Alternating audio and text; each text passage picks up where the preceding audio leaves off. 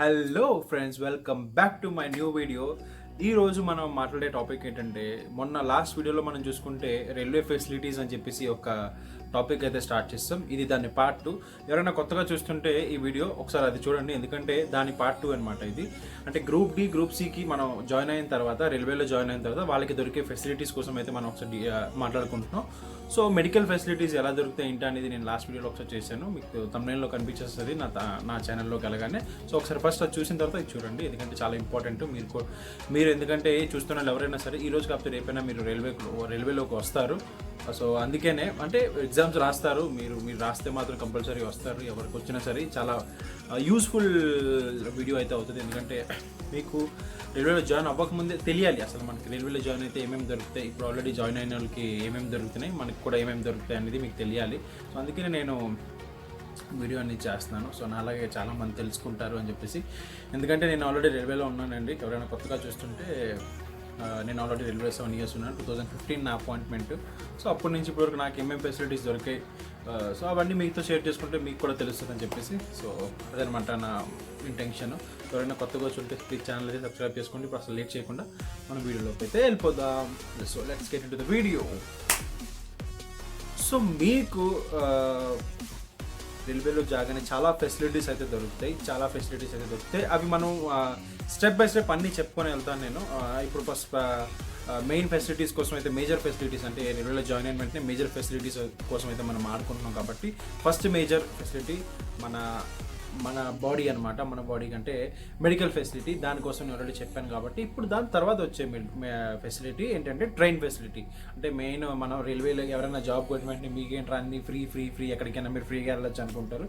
So అది దానికోసమే ఈరోజు మనకి పాసెస్ ఎలా దొరుకుతాయి, ఏం దొరుకుతాయి, ఎన్ని పాసెస్ దొరుకుతాయి, దాంతో ఎలా ట్రావెల్ చేయొచ్చు అని చెప్పేసి చాలా షార్ట్గా క్లియర్గా మీకు అర్థమయ్యేలా చెప్తాను.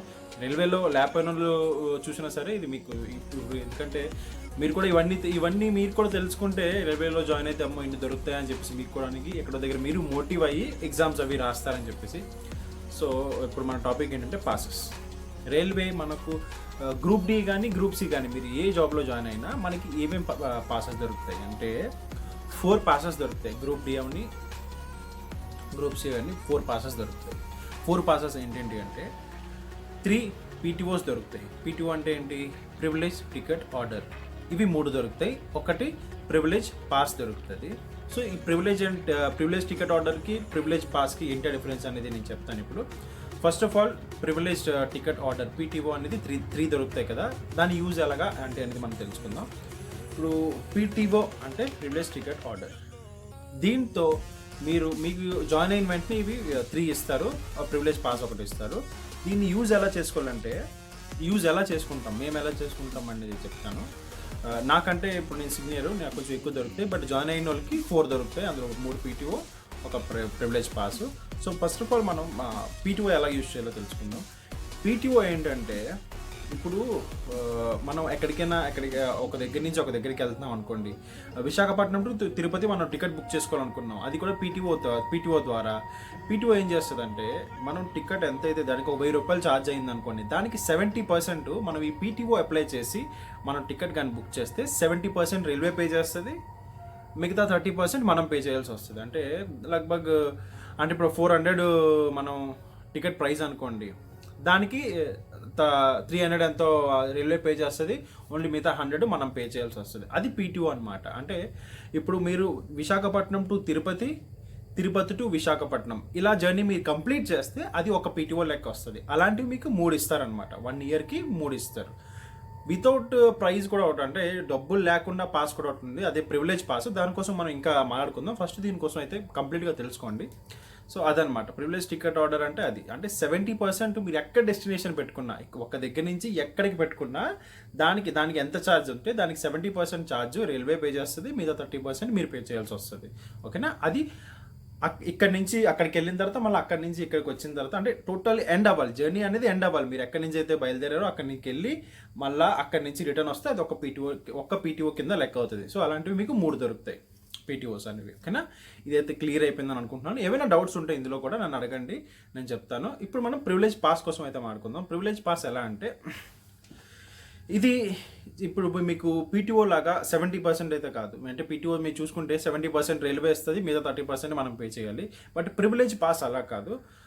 ప్రివిలేజ్ పాస్ టోటల్గా ఫ్రీ అనమాట. ఇది మెయిన్ ఏంటంటే, ఇది మెయిన్ ఎక్కడ యూజ్ అవుతుందంటే, మనం ఎక్కడైనా రైల్వేలో జాయిన్ అయిన తర్వాత ఎక్కడెక్కడికో తిరగాలనుకుంటాం కదా, అక్కడైతే బాగా యూజ్ చేయొచ్చు ఇది.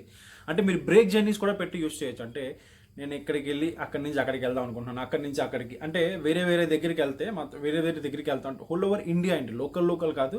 మీరు ఇండియాలో ఎక్కడికి వెళ్ళినా సరే ఈ ప్రివిలేజ్ పాస్ యూజ్ చేస్తే, అది కూడా ఏసీ పాస్ దొరుకుతుంది మీకు. ఫస్ట్ జాయిన్ అయితే స్లీపర్ పాస్ మనకు తెలుసు కదా, ట్రైన్స్లో స్లీపర్ ఉంటుంది, ఏసీ ఉంటుంది, first AC, second AC, third AC ఉంటుంది. అందులోని మనకి జాయిన్ అయిన వెంటనే థర్డ్ ఏసీ పాస్ ఇస్తారు, ఒక పాస్ ఇస్తారు. మిగతా 3 మీకు ఇందాక చెప్పినట్టు పీటీఓస్ ఇస్తారు. దాంతో పీటీఓస్తో మీరు అంటే థర్డ్ ఏసీ చేయించుకోవచ్చు, ఏమైనా చేయించుకోవచ్చు. బట్ దానికంటూ సపరేట్ ఛార్జెస్ ఉంటాయి. మీరు అది అప్లై చేసిన వెంటనే మీకు ఎంత ఛార్జ్ అనేది తెలిసిపోద్ది. బట్ స్లీపర్గా అయితే మాత్రం 70% కట్ చేస్తాడు, మిగతా 30% అయితే పే చేయాలి. ఏసీ కూడా అదే పీటీఓతో మీరు ఏసీ కూడా రిజర్వేషన్ చేయించుకోవచ్చు. బట్ దానికి ఎంత కట్ అవుతుందో మీకు ఆన్లైన్లో చూపిస్తుంది. అప్పుడు ఆ జర్నీ డీటెయిల్స్ బట్టి మీకు చెప్తుంది. బట్ ఇప్పుడు మనం పాస్ కోసం అయితే మాట్లాడుకుంటున్నాం కాబట్టి పాస్ అయితే ఇలా అనమాట. అంటే విశాఖపట్నం, నేను విశాఖపట్నంలో స్టే చేస్తాను. అందుకే నేను ఎగ్జాంపుల్ విశాఖపట్నంలో, నేను ఇప్పుడు స్టే అయితే విశాఖపట్నంలో చేయట్లేదు, రాయ్పూర్లో చేస్తున్నాను. బట్ మా ఇల్లు అయితే విశాఖపట్నంలో, అందుకే నేను ఎక్కువ ఎగ్జాంపుల్ విశాఖపట్నం తీసుకుంటాను. సో అలాగే ఇప్పుడు విశాఖపట్నం నుంచి తిరుపతి వెళ్దాం అనుకున్నారు అనుకోండి, అదే ప్రివిలేజ్ పాస్తో అప్లై చేద్దాం అనుకున్నారు అనుకోండి. ప్రివిలేజ్ పాస్ ఏంటంటే టోటల్లీ ఫ్రీ ఇస్తుంది. అది కూడా బ్రేక్ జర్నీస్ పెట్టుకోవచ్చు. అక్కడి నుంచి మధ్యలో ఇంకెక్కడ అవుతాను, లేకపోతే రాయ్పూర్లో ఆగాలనుకున్నాను అనుకోండి, రాయ్పూర్లో 2 రోజులు ఆగుదాం అనుకున్నాను అనుకోండి, రాయ్పూర్లో అదే మనం అప్లై చేసేటప్పుడు విశాఖపట్నం టు తిరుపతి అప్లై చేసిన తర్వాత బ్రేక్ జర్నీస్ పెట్టుకోవచ్చు అనమాట. అంటే విశాఖపట్నం టు రాయ్పూరు, మళ్ళీ రాయ్పూర్లో 2 రోజులు స్టే చేసిన తర్వాత రాయ్పూర్ టు తిరుపతి, మళ్ళీ సేమ్ అలాగే తిరుపతి టు రాయ్పూర్ టు విశాఖపట్నం. అంటే ఈ మధ్యలో బ్రేక్ జర్నీస్ పెట్టుకోవచ్చు, పెట్టుకోకూడదని మీ ఇష్టం. బట్ నేను ఫెసిలిటీ అయితే చెప్తున్నాను, అంటే ఇలా ఇస్తారనమాట అని చెప్పేసి. అంటే మీరు అంటే బ్రేక్ జర్నీస్ మీకు ఎన్ని కావాలంటే, ఇప్పుడు ఇంతకు ముందు అయితే 2 or 3 లిమిట్ ఉండేవి, ఇప్పుడైతే అన్లిమిటెడ్. మీరు ఎన్నైనా 7 to 8 ఎన్నైనా పెట్టుకోవచ్చు. సో అదనమాట. అంటే దీనివల్ల యూజ్ ఏంటంటే, మీరు ఎక్కడో చూడలేని దగ్గర కూడా ట్రైన్ జర్నీస్ అయితే మీకు మైనస్ అయిపోతుంది. అంటే మేము ఎక్కడికైనా వెళ్ళాలి, ఫ్యామిలీస్తో ఎక్కడికైనా వెళ్ళాలంటే ఆ ట్రైన్ జర్నీస్కి ఎక్కువ కాస్ట్ అయిపోద్ది. బట్ ఈ పాస్ త్రూ మొత్తం మీరు హోల్ ఓవర్ ఇండియాకి వెళ్ళినా సరే, అంటే ఒకసారి జర్నీకి అంటే వెళ్ళి రావడానికి ఫ్రీ అయితే తీసుకుంటారు. ఫ్రీగా అయితే మీరు ట్రావెల్ చేయొచ్చు. సో రైల్వేలో జాయిన్ అయిన తర్వాత ఇది ఒక మేజర్ ఫెసిలిటీస్ అని చెప్పొచ్చు. సో టోటల్లీ ఈ పాస్ త్రూ అయితే టోటల్లీ ఫ్రీ. అండ్ పీటీఓతో కూడా మొత్తం ఫ్రీ, ఎందుకంటే 70% ఆల్రెడీ రైల్వే ఇచ్చేస్తుంది, 30% మీరు పే చేయాల్సి వస్తుంది. సో అదనమాట పాస్తో పీటీఓతో కంపేర్ చేసుకుంటే పాస్ ఇంకా చాలా ఎక్కువ మనకి ఫైదా అంటే యూజ్ అవుతుంది. సో అందుకనే నేను ఇవన్నీ మీకు ఎందుకు చెప్తున్నానంటే, మీకు వచ్చిన తర్వాత రైల్వేలోకి ఇలాంటివన్నీ తెలిస్తే, ఇలాంటి ఫెసిలిటీస్ అన్నీ తెలిస్తే మాత్రం మీకు కూడా ఎక్కడో దగ్గర మోటివ్ అయ్యి మీరు కూడా ఎగ్జామ్స్ అవి రాస్తారని చెప్పేసి.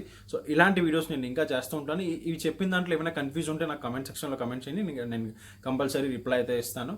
సో ఇక దీని తర్వాత నేను ఐఆర్సీటీ టికెట్ ఎలా బుక్ చేయాలి, దీని తర్వాత మన రైల్వేలో జాయిన్ అయిన తర్వాత క్వార్టర్ ఫెసిలిటీస్, అంటే మనం ఉండడానికి ఇల్లు ఫెసిలిటీస్ ఏంటి, అంటే చాలా మొత్తం రైల్వే కోసం అన్నీ చెప్తూ ఉంటాను. గ్రూప్ డి, గ్రూప్ సి వాళ్ళకి, అంటే వాళ్ళకి దొరికిన ఫెసిలిటీస్ అన్నీ. సో కొత్తగా ఎవరైనా వచ్చి ఉంటే ఛానల్ని సబ్స్క్రైబ్ చేసుకోవడం మాత్రం మర్చిపోకండి. Thank you.